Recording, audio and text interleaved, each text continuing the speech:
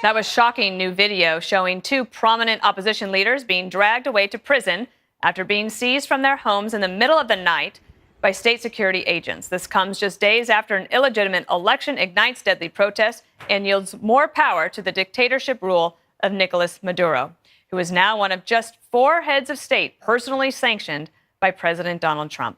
Joining me now to discuss America's stake in this story is one of Maduro's most ardent opponents, a man who just delivered a speech on Venezuelan TV, Florida Senator Marco Rubio. Senator, thank you for joining me. I know that this is not a new issue to you. You've been covering it for a while, and I wonder if you could explain to people what is happening there and why you decided to be the American that stood up and gave a speech in Spanish to the people of Venezuela. What did you say to them? Well, first of all, let's see what's happening there. What's happening there is Hugo Chavez dies, leaves behind what's already kind of a disaster because he's given away all this oil to spend money through a socialist model. This new guy takes over and basically realizes he can't win an election. His party lost the elections. He lost the legislative branch.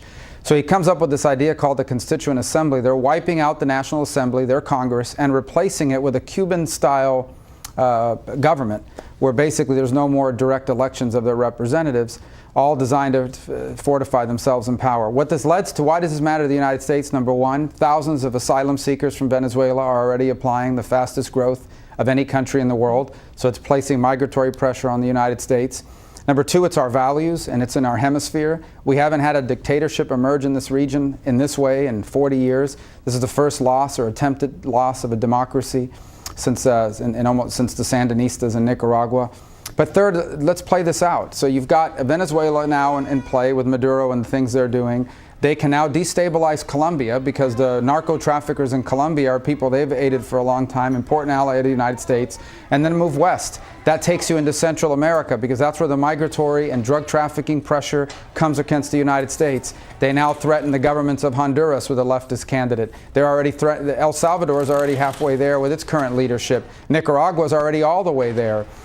Guatemala is on the verge of being a failed state because of the challenges it faces. All of this pushing into Mexico, who itself has a left-of-center Chavez-type figure running for president a year from now. And so you can very quickly see within 4 years, if this works in Venezuela, you could see it spread to Colombia, Honduras, Guatemala, Nicaragua, it's already there, El Salvador, and ultimately into Mexico and right to the U.S. border. So you've got to think forward on a couple of these things, but these dominoes begin to fall, and suddenly we have a very unstable region where anti-Americanism and narco-trafficking are putting tremendous pressure on our country, and not to mention the migratory pressures that follow. So you are the only U.S. senator who could have delivered that speech last night in Spanish. What was your main message to them?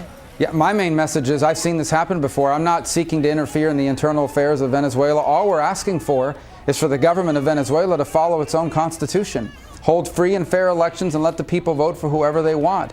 But I also spoke to them as someone who was born and raised in a community shaped by the tragedies of this hemisphere, by the Sandinistas in Nicaragua, by the Castros in Cuba, and by the tyranny that that leads to corruption, which we've seen massive amounts of corruption.